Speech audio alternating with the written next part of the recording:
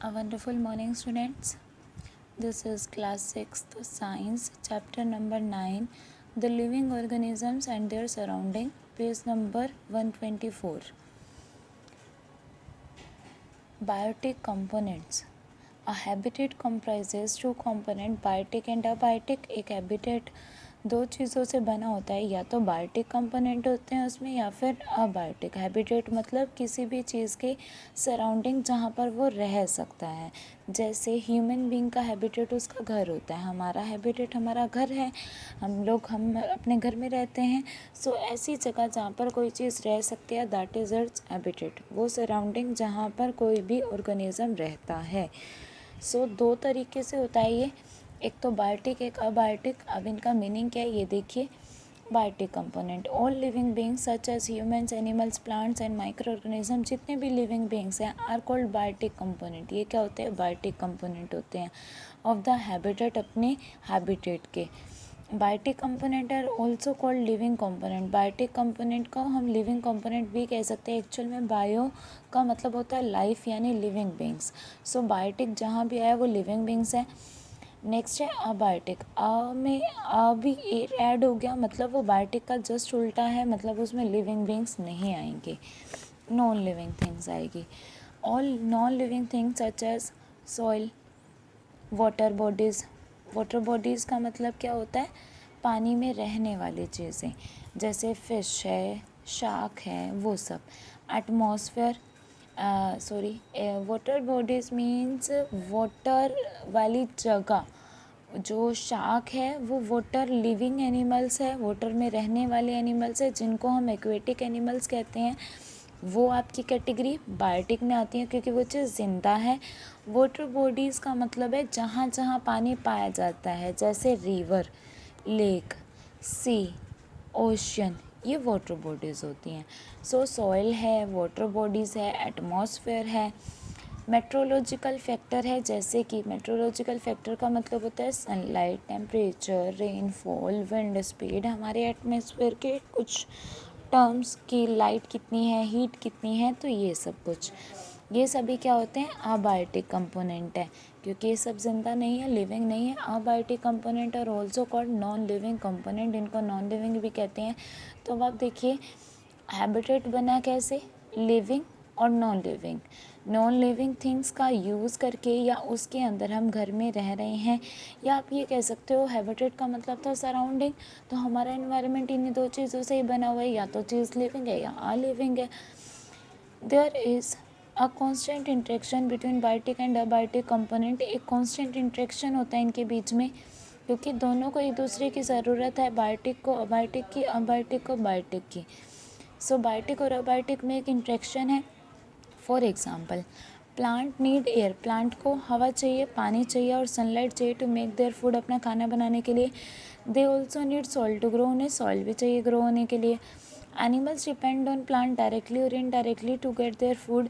Animal जो है वो या तो प्लांट पर डायरेक्टली डिपेंड करता है, यानी सीधा प्लांट का दिया हुआ खाना खाएगा, या फिर वो किसी और एनिमल को खाएगा, लेकिन उस एनिमल ने प्लांट को खाया था तो इनडायरेक्टली तरीके से डिपेंड कर गया। तो दोनों ही वे से वो प्लांट पर तो डिपेंड करता ही है।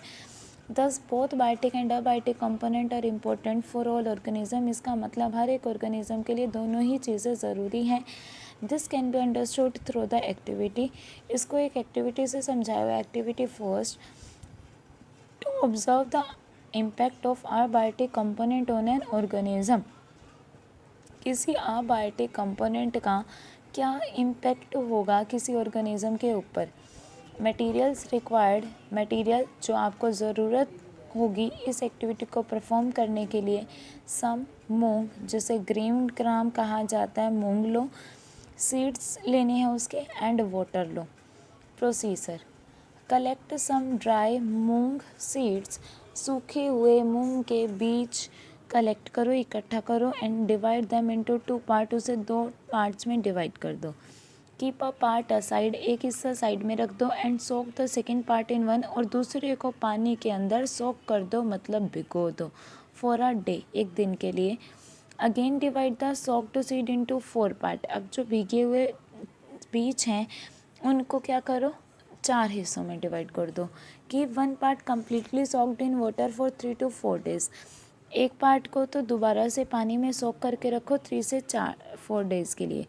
Do not disturb the dry seed, और सूखे हुए सीड जो अलग से सबसे पहले निकाल के रखे थे उनको भी डिस्टर्ब नहीं करना। और दोज सबमर्ज इन वाटर, और जिनको थोड़ी देर के लिए पानी में डाला था, 1 दिन के लिए पानी में डाला था, उसको भी डिस्टर्ब नहीं करना। Keep 1 part of socked seeds. अब जो भीगे हुए जो सीड्स थे उसका एक हिस्सा निकालो, और उसको कहाँ रखना है, जो ऑलरेडी हमने निकाले थे 4 हिस्से करके, उसमें से एक को तो पानी में रहने दिया, एक को अलग से रख दिया। उसमें से बाकी 2 हिस्से हो रहे हैं, तो उनमें से जो सॉक्ड सीड्स हैं ना, उसके एक हिस्से को सनी प्लेस में रख दो, यानी जहाँ पर सूरज है, जहाँ पर सनलाइट पहुँच सकती है। अनदर पार्ट, और जो एक और रह गया उसको कम्प्लीटली डार्क प्लेस में रख दो, अंधेरे वाली जगह पे रख दो, जैसा कपबोर्ड, अलमीरा में। And the third part in the refrigerator, और तीसरे हिस्से को रेफ्रिजरेटर में डाल दो। आपने एक को तो वापस भिगो दिया या उसे ड्राई करके अलग से कर दिया, उसको डिस्टर्ब नहीं करना, उसको पानी में ही रहने दिया।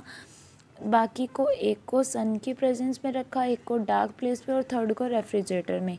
Set these 3 part to germinate by rinsing them and draining the water.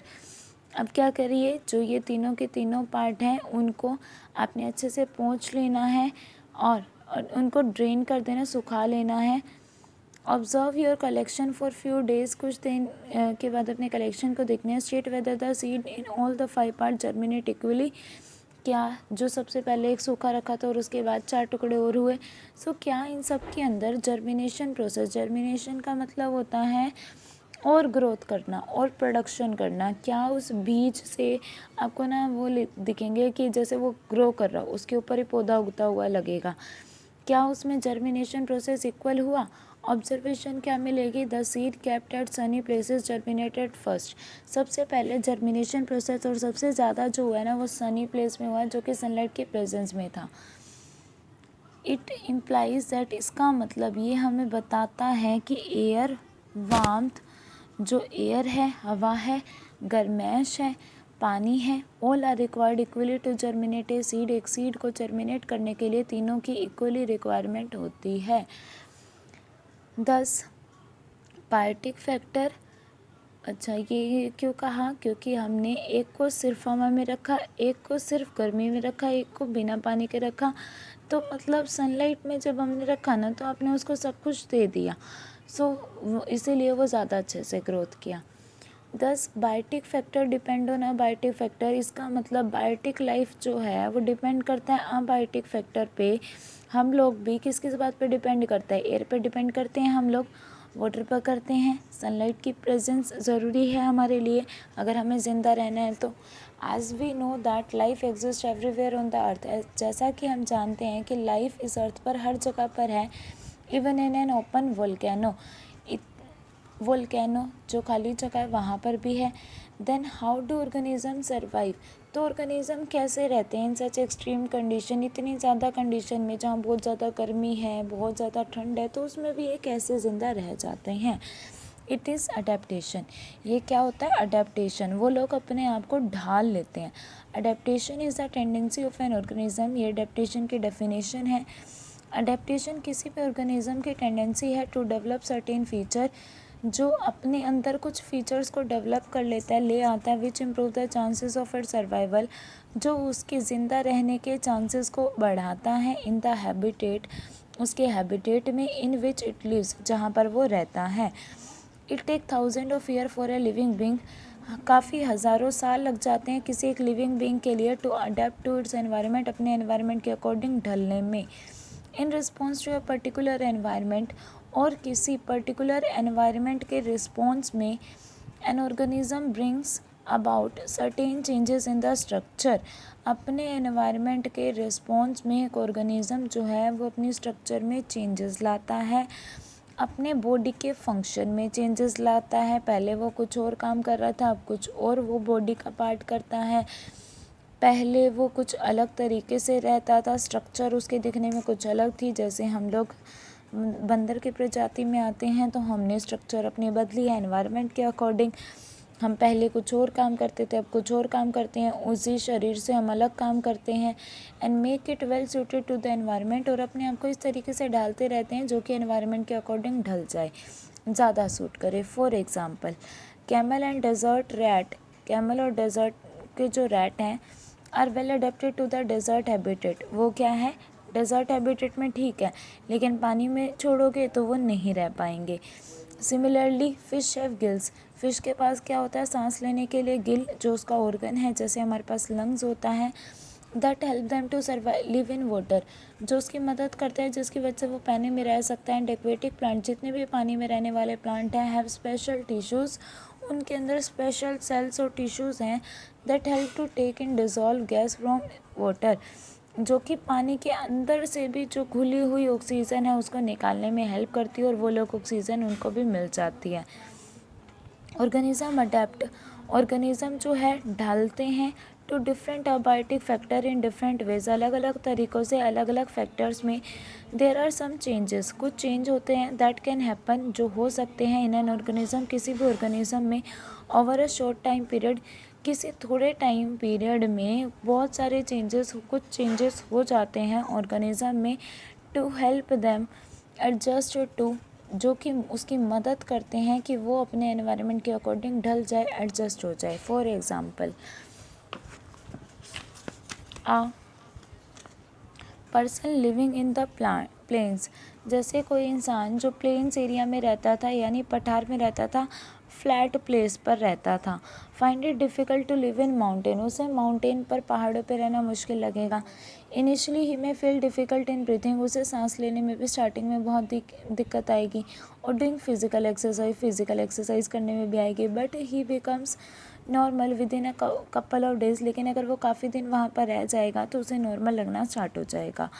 The small adjustment by the body, जो ये स्मॉल एडजस्टमेंट उसकी बॉडी ने किया to overcome some small changes, वो जो छोटे चेंजेस उसको लग रहा था, बदलाव लग रहा था, उसको कम करने के लिए इन द सराउंडिंग, जो उसके सराउंडिंग एटमॉस्फेयर में उसे लगा, for a short period of time, थोड़ा टाइम के लिए, उसी को कहा जाता है जो एडजस्टमेंट की है, क्योंकि हमने अपने आप को ढाला अपने एनवायरनमेंट के अकॉर्डिंग, उसे कहते हैं एक्लिमेटाइजेशन।